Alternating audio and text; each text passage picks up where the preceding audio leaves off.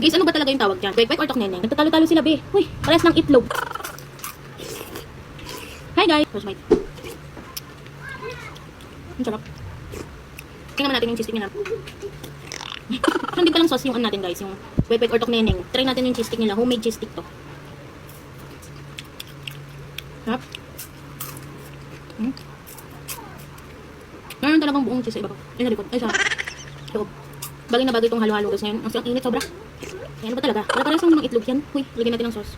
Try natin itong kwek-kwek nila or tokneneng nila or kwek-kwek. Basta yun. Ang sarap.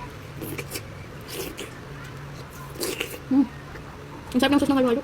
Ay, ang sarap ng sauce ng kwek-kwek. Ang daming laman. 25 pesos lang yung halo-halo nila.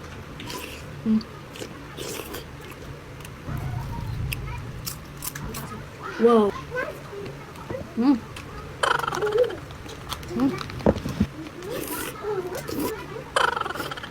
Sarap ng kwek-kwek, guys.